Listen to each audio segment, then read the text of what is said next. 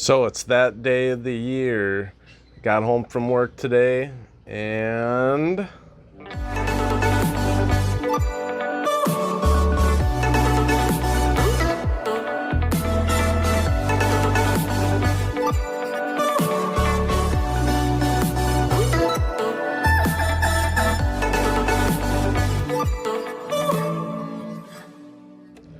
so hey guys, what's up? It's Aquatic Bob's here. I got home from work today and I decided I was going to do a bunch of tankinents. So I call tankinents my tank maintenance, and it's usually 3, sometimes 4 times a year that I'll do what I did today. So the first thing that I did was I took out the protein skimmer and I cleaned the crap out of it. Took the whole thing apart, scrubbed it from top to bottom, rinsed it off with RO water, stuck it back in, and I ran a really heavy skim to just kind of flush it through. You can see half of the cup is already filled up. Cleaned out the filter sock, scrubbed all the salt creep off of everything. Didn't finish cleaning the glass in the sump yet. Cleaned the RO, or the auto top off pump. Cleaned the Jebao gyres on both ends. Cleaned the little pump back there, the Jebao pump. I didn't clean this one or that one because I actually cleaned them not too long ago. They're still running pretty strong. So between all that and then cleaning the glass, and also shipped a few corals, shipped a couple yesterday too, and so I've been busy with the tank. But I was thinking while I was doing it, like I got home from work after a long day of working, and work's been tough lately. I work at Teen Challenge, a treatment facility, and it's been difficult lately because I feel like we're getting more and more busy, and we don't have as much time to just enjoy with the clients and to spend quality fellowship time with them. And that was part of the reason why I really wanted to work there to begin with. Anyways, I'm not going to go down that rabbit trail, but it's been tough lately. And so I get home, and you'd think that after a long day of mental, physical exhaustion, you'd want to just sit down. But I decided I was going to do all this work on the tank. And as I'm working on the tank, I started to think about it. And I thought, man, like, I'm not even bummed out about this. I'm not even disappointed that I have to clean my tank and clean all this equipment. Like, I actually found myself enjoying it. And my wife and son are hanging out. My son's playing, my wife's cooking, and I'm just around family and cleaning the tank and the equipment, and I just didn't mind it at all. In fact, it was kind of therapeutic and kind of helpful to just unwind. And I'm thinking, as I clean this equipment and as I touch everything up, I'm going to see some cool results over the next couple weeks. I'm going to see optimum efficiency out of my protein skimmer and my wave makers, which I told you guys in a few videos ago I had to clean soon because they were starting to, I had them cranked all the way up and they were starting to not cut it anymore as far as flow and pressure through the tank. And I usually do it once every few months, 2 to 3 months. This time I think I waited closer to 3 months, and so it was a little bit on the longer end. And after a while, in the pumps, like inside the little thing where the propellers spin, a bunch of like tiny little algae strings start to build up.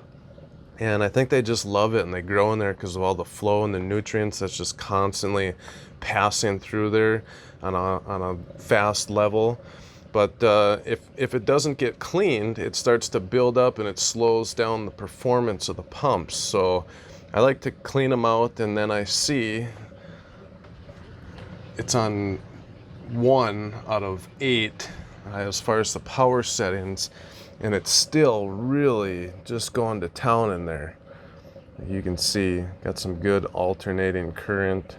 Took me a long time to be able to dial all these in so that almost every coil in the tank is getting alternating, pulsating, mixed current, and not just getting blasted from one side. It took me a long time, a lot of days of just monkeying a little bit here and there. But you'd think in the middle, like everything would just be getting blasted from every direction, but the truth is the middle, it kind of slows down a little bit. So the middle was one of the hardest parts of the tank, and you'd think that on the edges over here, like everything would just get blasted one way. So, and it would. So it's hard to kind of figure out, you know, which direction to point each side of the gyre, which direction to point these up, down, left, right, put this one in the middle just to kind of help balance things. That one pointed down towards these guys because there's not a whole lot of flow with the bigger gyre on this side of the tank. So it was a lot of work. I've spent a lot of time on this tank. But like I said, as I was thinking about it, I thought, this is cool. I'm looking forward to the results that I'm gonna see because I'm taking care of my tank and because I'm putting effort in. Now, after cleaning the glass and kind of stirring up the sand bed in some spots and moving some stuff around, some of the coral looks a little unhappy right now, but for the most part, the coral in this tank are just, it's blowing my mind. It's seriously, the colors of these, okay, that's been 3 times now I've tried to put something into words. I hope that helps you to understand. And on camera, there's just so much. I'll maybe pull the blue back a little bit when I put the video together, but there's so much color that just doesn't get picked up with the camera. And it's just breathtaking. When people come over, it's like, what the heck? Most people don't even know that coral are animals. It's amazing, you guys. This is so cool. Like, I'm so thankful. I'm so happy for this. I'm happy I invested a ton of money, tens of thousands of dollars into this tank. I'm happy about it. I don't regret any of it. In fact, I'm making a bunch of money back by selling coral, just fragging the stuff that I have and selling it. My dad and I have started to add a bunch of coral from my tank to the 300-gallon tank that we set up in my dad's house. Man, the green on that cotton candy torch is phenomenal. But we're setting up a bunch of, brought a bunch of coral up to my dad's house where we set up the 300-gallon tank, and everything's doing really good so far. I thought I might have to bring some coral back and, you know, wait a little bit longer, but that tank has really stabilized quickly. And in fact, I think it was probably 2 weeks after setting it up that we started adding the first coral. And everything has, nothing has even closed up. Stuff was opening the same day that we put it in there. Then the other day I brought a bunch more up there. I'm working on another video of that and adding the coral. But everything's just so good right now. And it didn't come easy. It didn't come from just slopping some stuff together and you know, just crossing my fingers and hoping for the best. It came with a lot of patience. It came with a lot of hard work and effort and time spent and commitment and sacrifice. There's been a lot of times where I've given up, you know, going out, doing other things and spending time even with friends and doing special events, but at the end of the day, I think that this is a good thing. I think it's good to pour our hearts into this. There's been a lot of you who have commented on my videos, especially as I shared like part of my testimony a few times about how this hobby's helped save my life and how it's just been such a healthy outlet for me. Several of you have actually commented and said that it's been the same for you.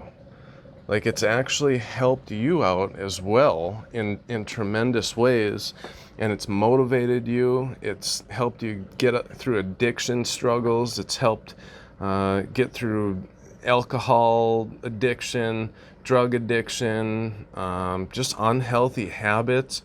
Like, it's a healthy habit to get into, and it's something that's rewarding for you, but it's also rewarding for the reefing community and the ocean.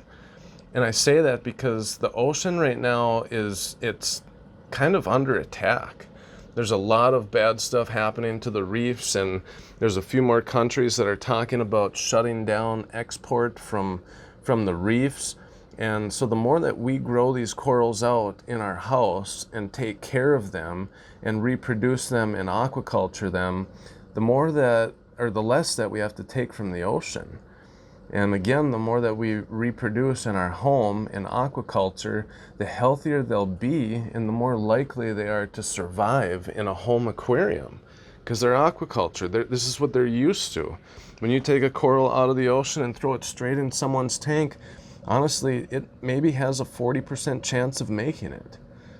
The odds aren't very good for it. So I just want to encourage you guys some more, like, keep at it. And don't feel like you have to rush into it. Don't feel like you have to just plow and pile drive all the corals into your tank and make it look super awesome and legit right off the bat. Enjoy it. Add a couple corals and just sit back and enjoy it.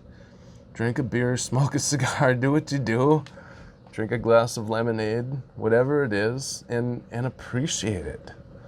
Be thankful for it and see how you feel at the end of the day. It's going to be such a better feeling versus if you add a $10,000 worth of coral just because you want to have a big tank like a YouTuber, a nice big tank like somebody, and all of a sudden, or even a friend, doesn't have to be a YouTuber, but even a friend that has a real big tank and you just want your tank to look like theirs, and you pour tons of money into it without maybe doing the research or spending the time to do things right and figuring out the little details, and then all of a sudden something happens and stuff starts dying and you don't know what's going on. Then you're left with a big tank like this, but nothing left in it. Boy, that was sad. Don't let that happen. Don't let that be you. Listen to the advice of others who have been doing this. Listen to the experience and go slow. Just because you add 20 corals and the next day they all look all right doesn't mean that everything is going to be just fine, so that you should go out and buy 20 more corals the next day and wind up adding 100 corals in a week. Like, I caution you, if you want to be able to look back in a year, 2 years from now, and your tank to flourish and you to appreciate it, listen to the advice of advanced hobbyists and those who are making moves wisely and have exercised patience and know the consequences of what happens for this and what happens for that if you do this or that. And Bulk Reef Supply does a ton of different tank trials for us so that we can understand more of the science, more of the math of the water elements and chemistry. And I don't even know if I'm using the right words, but it sounds good right now, so just listen to me. No, I always am willing to point someone to Bulk Reef Supply. Them guys have always been awesome. Coralfish 12G has a lot of older videos where he went into a lot of detail describing things. There's a lot of good YouTubers out there. Mad Hatter's Reef, Coral Euphoria. Man, that guy, if you want to know some more of the science of the hobby, check out Coral Euphoria. These are people who know what they're doing. They know what they're talking about. They're people that I watch, that I listen to. And just makes a difference. Like, I just encourage you guys, be willing to listen. I'm gonna shut the wave makers off. We're gonna do a little top-down action.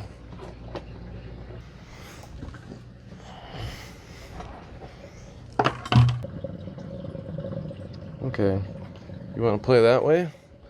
You wanna play that way, tank, huh? I'll just unplug your power.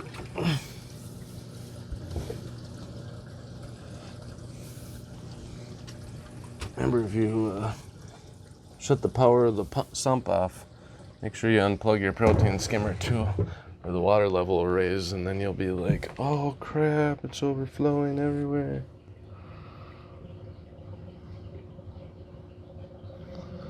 Ooh, look at that. This one fish just keeps skimming the top of the water. What a jerk.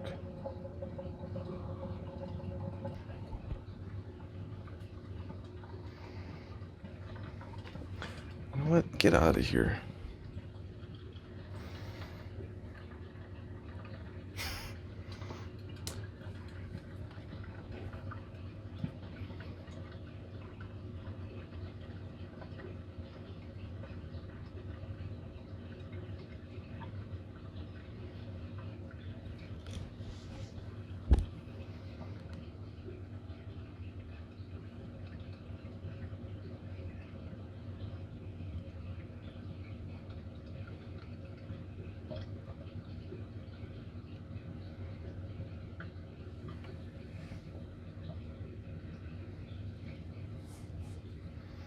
That's a ladybug.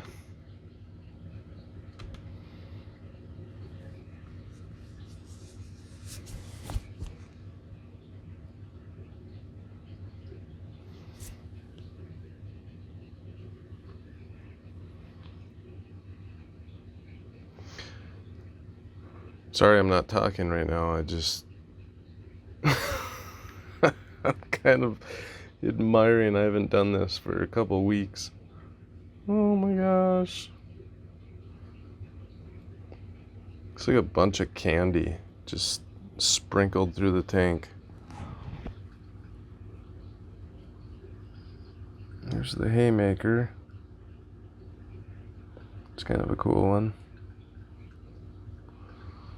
Yeah. This is cool.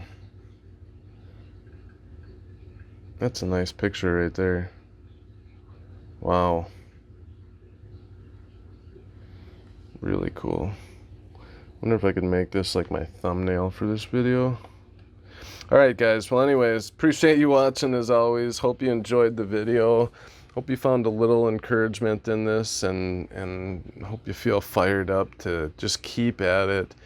Keep playing the long game, right? You have patience and learn to appreciate what you have with where you're at.